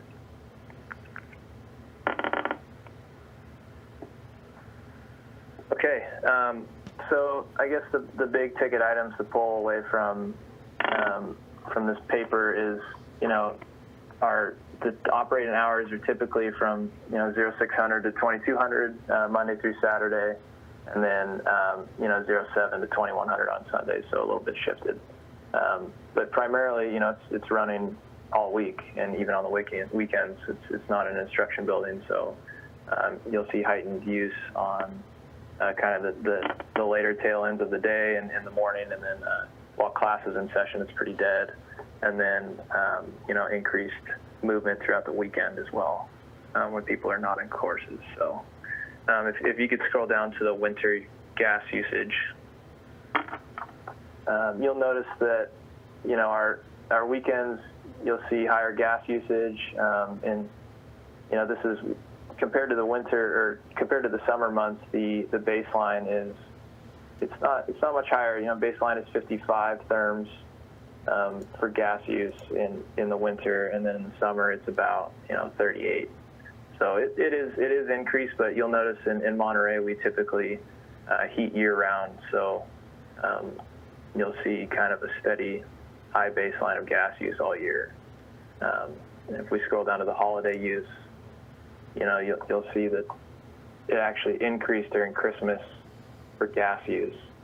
So I don't know if the space was just unoccupied and it's not on a holiday schedule, or if there were actually employees on base working throughout the weekend, throughout the Christmas break. So I'll be diving into that a little bit more the more I find out about the DDC control system and kind of get some trends there. If we could scroll down to the next page. So we have a scatter plot. You could see probably the baseline is around 10 to 15 therms. That's probably where some of the first equipment starts turning on, and then you'll notice there's 2 defined streaks there, which I'm just starting to read these graphs, but I would imagine that some of the either the boilers turning on around 40 therms, and then as it increases, the chiller probably is kicking on too. So yeah, and then the winter. When you scroll down to the winter electric usage, you'll notice on the weekends there's decreased electric use in the winter, and in the summer, it's pretty steady. So I think there's good scheduling, but there's again, I think we're overventilating, so we may be using an excess amount of energy consistently throughout the year on this. So that might be a huge energy savings we could attack there. Yeah, and pretty steady base load as well throughout the summer and winter electric interval usage, and so maybe we could downsize the chiller. I don't know. We have options there. We can turn down AHUs and maybe provide heat space heaters, individual small ones that if we want to keep the employees happy, but we can turn down ventilation through the space, that might be an actual a viable option for us. And down to the holiday graph, it's significantly lower in over the break and specifically during the winter. But we have a huge space for decreased energy use in the winter. I think if we provide space heaters, that might be a viable option for the employees back in the warehouse area. So that's pretty much it for me. Is there any questions? Jay, did you want to add anything on that? Yeah, add a couple things. There's one big question we've got to resolve is how much of the gas load is going to the food court, because I suspect it's a pretty heavy amount. And in fact, if you go back to the scatter plot, there's a chance that those two streaks that Clint noted, one of them might actually be the boiler, and one of them might be the pizza ovens. And I think that probably accounts for why the EUI is so high. So, and it might actually even account for why weekends are oftentimes higher load than weekdays, because I think a lot of the students stay in their dorms, which are closer to the PX. They may go over there and eat at the PX instead of the food court. Instead of the DFAC, because one of the DFACs is always closed on the weekends. So that's a possibility, and I think we've just got to figure out a good way to trend the two separate gas sources or uses, one of them being the boiler and one of them being the kitchen of the food court. And I guess there's domestic hot water heater as well, but I think that's probably fairly low. Hey, Ryan, can you give them that presentation you did about disaggregating gas? Because that could be a really useful technique, because you were trying to break out ranges and hot water heaters, and you had some cool ways of doing that. Yeah, I can share that. I'll send it on to Brian. Sounds good. And there may be a test, Jay, that we can help you guys think up to that might help you on a kind of spot basis identify what just the HVAC loads are. I know they run that mostly year round, but there's probably certain times you could isolate the when you don't have those kitchen loads, and you can get HVAC, get a good look there. The only thing I'll add in, and then if you guys want to touch on 630 real quick, is Clint, if Jake doesn't have all the documents on the controls retrofit from about 10 years ago, I was involved in that, and I can share anything that might be helpful for you. We didn't do as deep of a dive as what you're going to do, so I can tell you where the blind spots were. So we did things like we tried to put in a hot water reset on the non-condensing boiler, and when they put in the condensing one, maybe there's still more room to do a lower reset. We looked at some scheduling for the different airside systems, but we really didn't look at the warehouse like it looks like you guys have a priority for, which I think is great. So if there's anything I can do to help share some of those control shop drawings or some of those notes for what we attacked and what we didn't, feel free to let me know.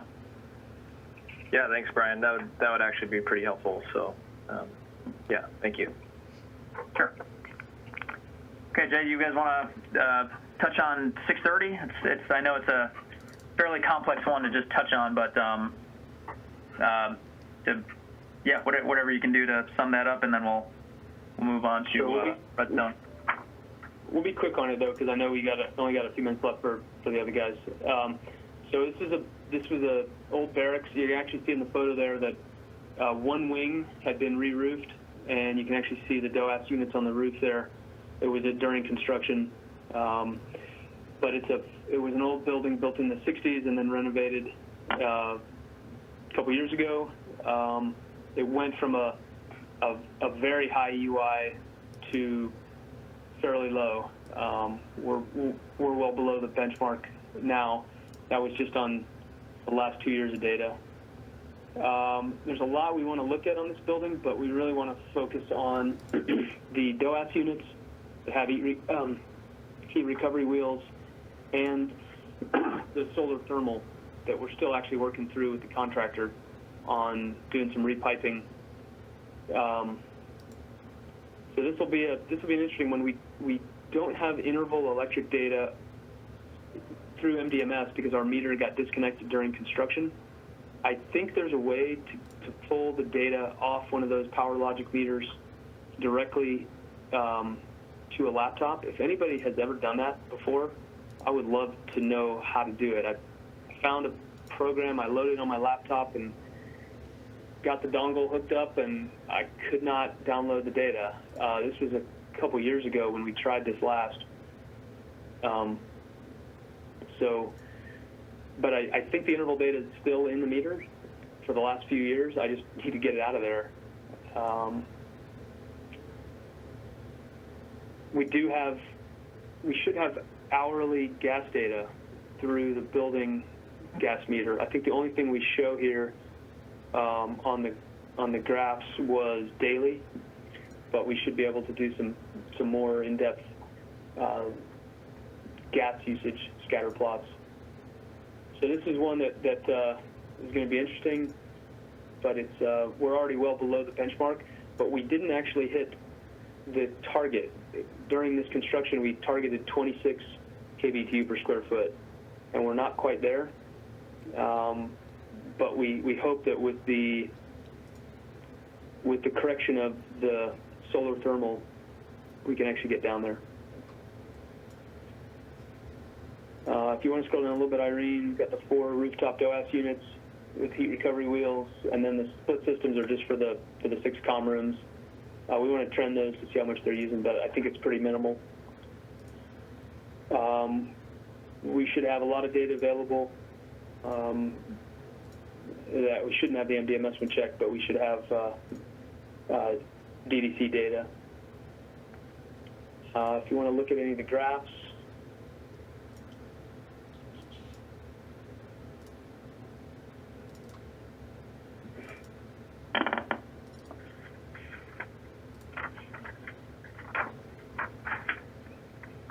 so we will show a before and after one as well on our report that shows what we were running at before. Basically, we insulated this whole building with about 3 inches of rigid foam insulation and a stucco, and we put in new windows. The DOAS unit's actually providing ventilation, so the windows don't have to be open. So we reduced gas usage by about 80% on this building. It was pretty phenomenal. And so our therms per day are somewhere around 30 therms. I think it's very consistent. Scroll down a little bit more to see the winter. We get a bit more. Outside air temperature is a little lower. And then we don't have much on electric just because we didn't have the interval data yet. Holiday usage is going to be it's almost going to be the same thing because it's a 24-hour, barracks. That dip down in the December, I don't know, might be due to students kind of leaving, and that might just be domestic load dropping. And then our scatter plot on gas usage, and again, this is average outside air temperature per day. Scroll down a little bit more, Irene. It's about what we'd expect. We've got a good trend line dropping down. So there'll be more on this, but we didn't have as much prepared for this one. I think, Jay, to keep it brief, I'll follow up with you afterwards. I got some thoughts on getting that interval meter data, so I'll follow you up with you after this. But just to reiterate, so it sounds like the DOAS systems you are going to be looking at as part of this, not just the hydronic and the solar hot water. Yeah, we actually got a really lucky deal. Ryan, you sent out an email, I don't know, a year ago or so that that PG&E was looking to study DOAS units, and we followed up with, I think it was Integral Group at the time, and now, so KW Engineering has installed sensors, so we've got all 4 units being looked at, and PG&E's, I think, design standards group or code standards actually has this as one of their buildings they're analyzing. So we're going to get a lot of help from PG&E and KW Engineering, and I think Red Car Analytics is looking at it. Cool. Great. Okay, let's move on to anybody from Redstone on the call want to talk about 3458? Hey, Brian, this is Patrick Holmes here with Mark Smith, and I think we got a couple more people from Redstone on the call too, but I'll go ahead and go through the profile and the data we have. Okay, great. Building we picked, it's just a typical office building, kind of what we've got a lot, pretty good bit of here. It's about 35,000 feet, just an admin type building, a couple of air handlers, a VAV system. This building is actually, it was previously 2 buildings, and they built a connector office portion in between them and made one larger building out of it. And so with that, when you look at my utility data on the facility profile, I've got estimated by the kilowatt hours. And the reason that's estimated, I got to looking, and it has 2 electric meters. One of them was giving me bad readings. So I just took since all the equipment at each end was similar, I took the meter data from the one end and just doubled it for the other end to approximate the north end. And that gave me that. I think that's pretty close for this building, but I went back and corrected the issue that we have with the bad meter. So that's going forward, we'll have good data.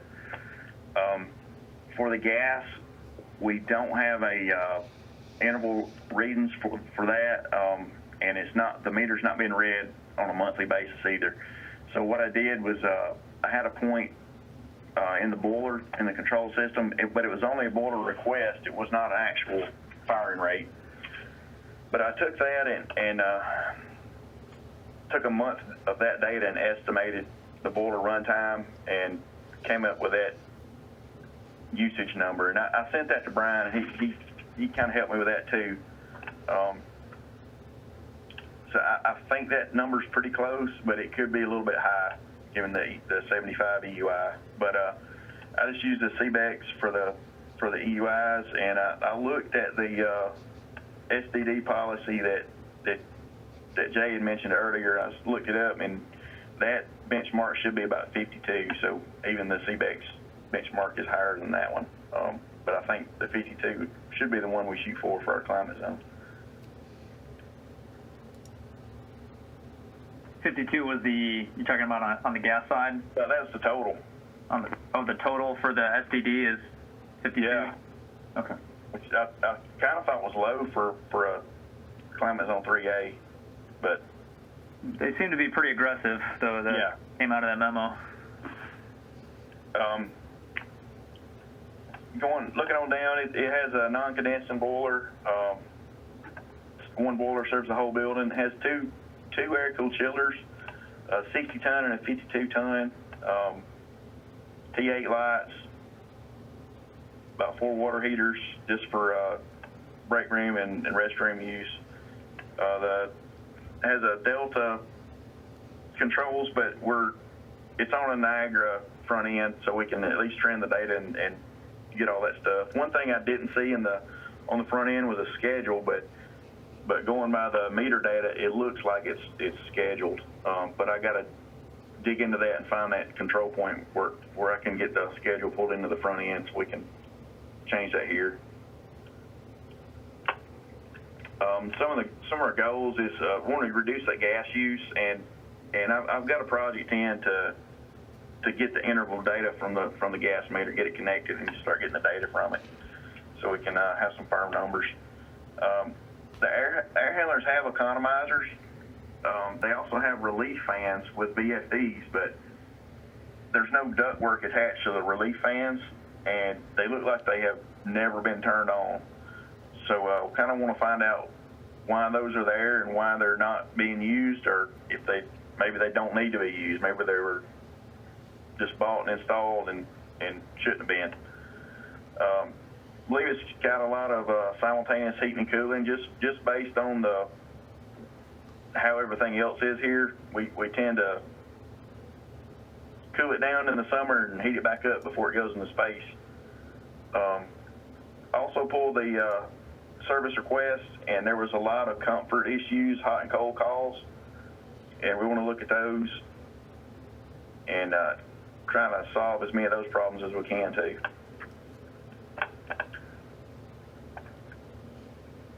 So I think we can look at the meter data right quick. Patrick, did you want me to look at the one from March 1st or February 28th? Just look at the February. Okay.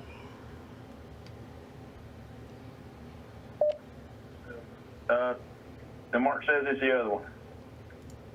This one? This one? Yeah, that's the ones I uploaded. Okay. Okay, yeah.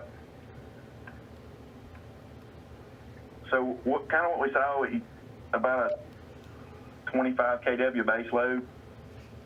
I think that it looks like a schedule, but I need to be sure that I'm thinking that base load should probably be lower, just given how the building operates. There was a federal holiday in this trend data, so that made me think I don't know, can't tell really if that's a schedule or if that is there was nobody there and it didn't need to run as hard. I noticed the chiller lockouts were kind of high for this building. So we need to look at those, and I think that's all I pulled off this data.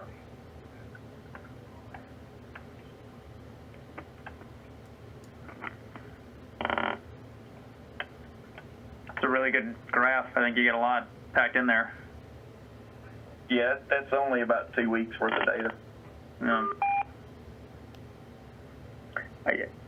So for the federal holiday question, is there any reason to think that, when you look at what the weekend profiles are, it certainly seems like there's something running on that holiday that you got indicated. Yeah, that makes me want to check out the holiday, see if the holiday schedules got in there and not just an unoccupied, just a weekday schedule. I know with our Niagara system, it's lovely that you can do subscheduling pretty easily, but we've also found some system schedules that are not very transparent, and it's kind of tricky in some cases for us to have mapped what schedules are tied to what equipment. So that might be either to find how that's, if you do have subsystems that are coming on holidays or on different schedules, or if you see improvements, figuring that out with your controls folks would be a good thing to look at. Right, yep.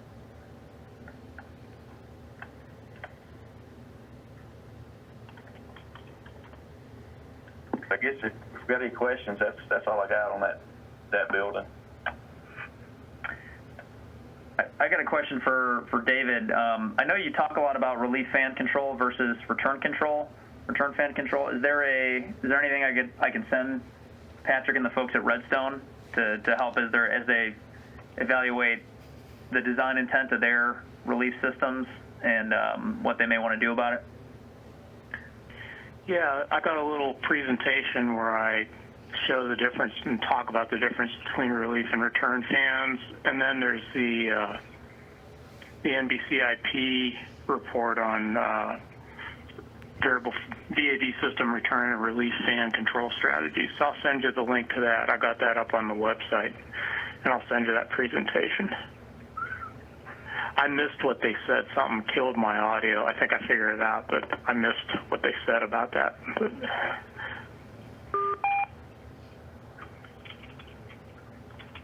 Yeah, David, the two air handlers we have in this building have a relief fans on the air handlers, but they also have VFDs on those fans, but we can't.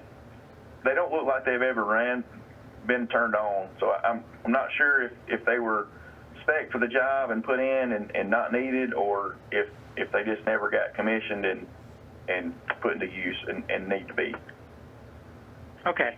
So probably the NBCIP guideline will be more useful in that context. The other thing just explains the difference between release and return and how you make that decision. So, but I'll send them both to Brian and he can get them out there. Okay, thank you. Okay. And anything else on your guys' side, or any other comments for Redstone? That's it for us, Brian. Okay. Yeah, it looks great, and I'll get all that stuff to you. It sounds like you got a good project, and just looking at your profile, even little things like having those chillers that are slightly different size, different models, things like how you do your staging on those might be interesting to look at. But I think it looks like a great project. One question, and I might have missed it. I see you talked about the VAV AHUs with the separate relief bands that don't look like they're running. Are there VAV boxes with reheat in the admin spaces? Yeah, I believe they all have reheats. 36 boxes. That's split between those two air handlers. Okay. Yeah, so part of the simultaneous heating and cooling you want to look at is going to be if you can trend with your Niagara how those are running relative to what you're discharging on your air handling units. Yeah, it'd be interesting to see. Okay, Joshua or Fort Campbell, if you guys are still there, and appreciate your patience, and anything you want to kind of add as we wrap up here. Apologize for the short time. No problem. So I've got Mir Khan here with me as well. He's a energy engineer, DPW. So we selected this company headquarters building. We've got multiples of this same building, of the same almost identical footprint.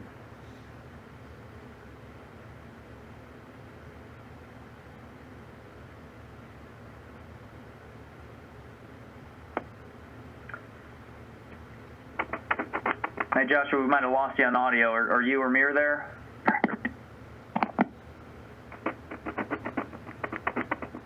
Or anybody else from Fort Campbell? I think we might have lost Joshua. Can you hear me? Yeah. Brian? Yep.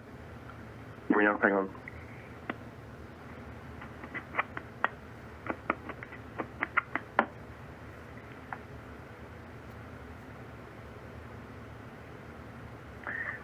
We heard you, and then we might have lost you again.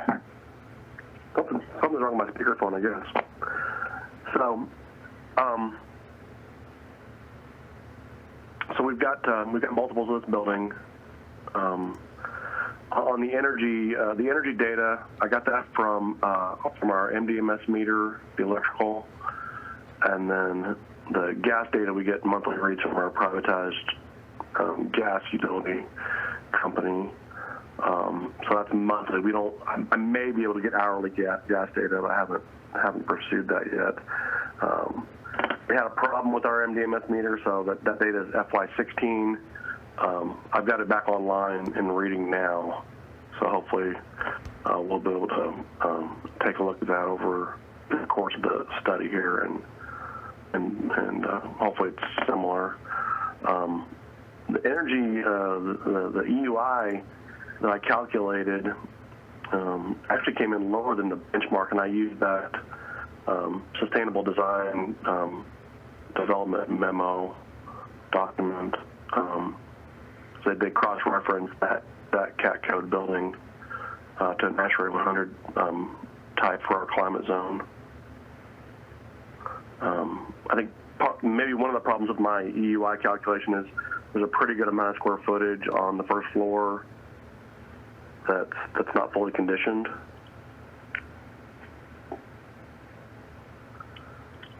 Let's see. through, Brian? Can you hear me? Yep. Okay. As far as systems in the building, we've got 5 small single-zone air handlers. We've got 1 larger single-zone air handler, and we've got the large air handler is a multi-zone air handler that serves 5 zones on the second floor, admin kind of spaces. We've got a lot of multi-zone air handlers here at Campbell, so we're hoping to find some ECMs related to that air handler that we can apply to some of our others. This one's a little bit strange in that it's got a cold deck and a neutral deck leaving the air handler, and then the zones have individual zone dampers for the 2 decks, and then downstream of that individual zone reheat coils. And then the two largest air handlers have outside air economizer that may or may not work. Probably don't work. We'll investigate that. We've got a 50-ton carrier air-cooled chiller that's almost brand new. The original one's already been replaced. We've got the original 700 kBTU Clearbrook's non-condensing boiler. It does have a reset schedule. It's primary, secondary, but the reset schedule looks like it could use some adjustment. It runs from 32 to 70 outside air temperature, discharging 140 to 180. And our outside air temperature sensor is apparently broken. It's been overridden, locked at 55 degrees. So we want to investigate that. We've got a central domestic hot water system, a storage tank, and a small condensing boiler. I'm not sure how much we can do with that other than just looking at the set points maybe. It's not tied into the building automation system. We've got older tritium front end and older Johnson Controls controllers. They're actually rebranded Distech controllers. I think we'll be able to drill into those and get into the internal logic and optimize if I can find all the plugins. As far as data, we started gathering data and manuals. Couldn't find the tab manual, and I've got access to the DMO, so I can pull some of the maintenance requests. I haven't looked at them yet, but we've got them available. So our goals are just reduce energy intensity, improve occupant comfort, hopefully maybe do some things that can reduce O&M burden, optimize sequence of controls for the air handlers, the boilers, chillers, and try to find some low-cost, no-cost, some low-hanging fruit, and try to execute in-house. If you want to move over to my graphs, I just uploaded some revised ones to Mill Suite.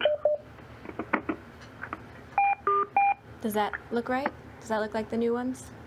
There's a second page with some gas data maybe. Yep, Yeah? that's it. Okay, good. So what I had almost a full fiscal year 16 worth of electrical data. I did have some gaps. I didn't have most of the month of October. I didn't have April, and there was a few other places where it went flatline. So I excluded those time periods, and then I did the pivot chart. So we're looking at min, max, and average demand, summer weekdays, summer weekends, winter weekdays, and weekends. So the 2 large air handlers are currently scheduled 24 hours a day, 7 days a week. However, the small air handlers are scheduled from 1 a.m. to 1900. So you're looking at the May through September weekdays and weekends. I think that spike in the average demand from 1 a.m. to 1900 is really those 6 small air handler fans coming on and off. I'm not sure why it's a little bit lower on the weekends.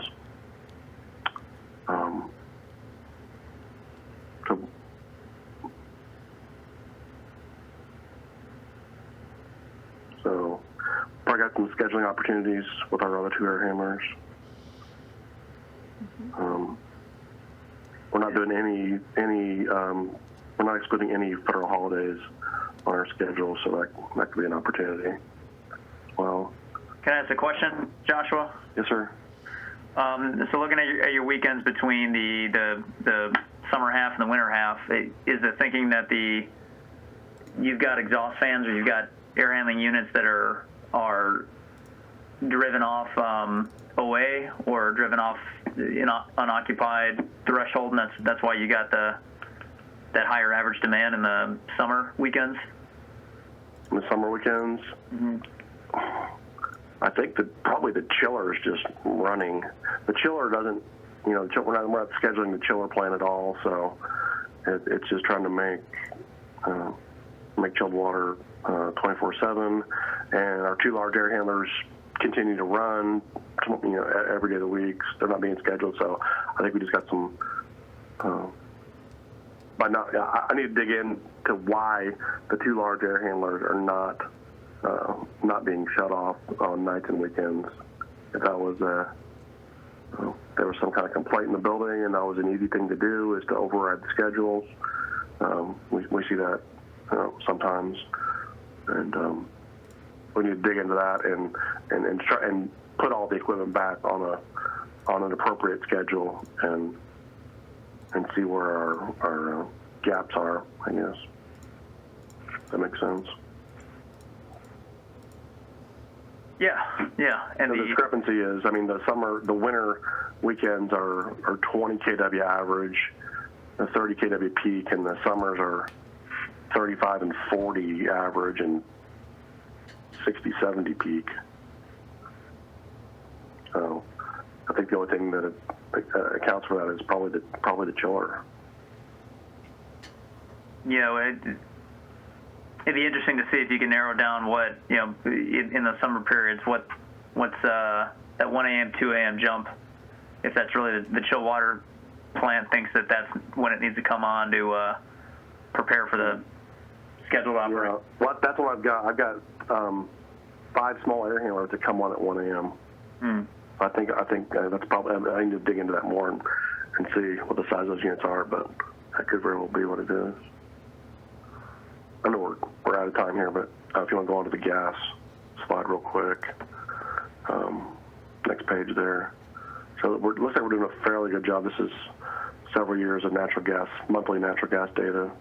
So I would suspect that the boiler is just physically being turned off in the summer season by the looks of this. It didn't look like any of the systems were set up to do any kind of reheat.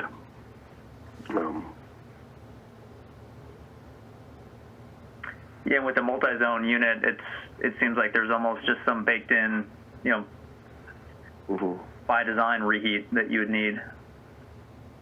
But yeah, you would think. I think our shops are probably just physically turning this unit off, this boiler off in the summer. Okay. So one we will thing, confirm that. I know. So apologize that running out of time, but one thing I did want to say that I'll put on my list is that Searle had done an ESTCP on multi-zone control retrofits, multi-zone units. I believe we looked at the dual deck, and I think we looked at Texas style, the triple deck with the neutral. I don't know if they looked at or if it would have equally applied to the configuration it sounds like that you guys have, but I'll see if I can dig that up and send it to you. It just talks about a kind of more demand-based way to, based on zone damper position for your decks, to reset some of the discharge set points and also some minimum outside air control. But I can, if you think that might be helpful since you're targeting the multi-zone units, I can definitely pass that along. Okay, that sounds good. Thank you. Sure. Well, I know we're a few minutes late here. I just wanted to spend just 2-3 minutes as we wrap up here to go back to my slides and talk about what we're trying to do for next month. So I hinted at it, or we touched on it once or twice, but really the goal is going to be to map out some of these systems. And I know it sounds like a lot of folks are trying to do multiple systems or a bunch of things. Really, we want to at least have one system diagram for next week. And here we got the template. So a few things I wanted to point out is that we have, I think it might have been you, Joshua, that recommended that we kind of expand the format that we have for these. So we started in Excel, then we had PowerPoint with these template symbols or stock symbols. We then did get the Visio that was recommended in the last practicum that Irene put together, and then Chris also has a CAD version. It doesn't look like we can store those on the MillSuite site, but if somebody wants to build their system diagrams using those CAD or Visio templates, let us know and we can get that out to you. So but the goal, and just to kind of highlight, we also want to make sure that we're getting the equipment data. We're not going to ask to collect these equipment sheets. We have a template on MillSuite. It's really just there to make sure you have some easy way to track the nameplate data for the equipment that's going to be in your systems. If you have something like Builder, or you got something with your local O&M processes about tracking those, as long as you can validate that you got the right nameplate data, so we can help pull the manuals and answer some of those questions like we talked about at Leavenworth with what you can do part load with equipment, or any pump data that if you're looking at making any changes there. And just one note on the system diagrams is these can get kind of complicated, and a month is not that far away. So especially with some of these more complicated systems, this one on the screen is where we ended up with I think building 285 at Fort Leavenworth last year, but it took a lot of iterations to get to here. So if you need to start with a hand-drawn version and then later get it into something digital and keep kind of improving it throughout the year, don't think that you have to have something super finished, just something that you can communicate with us and David and Ryan about how that system is configured, so that we can kind of help talk through what some of those next steps would be as you assess for more improvements and diagnostics. The other thing that we do have that we want to collect is these pick sheets.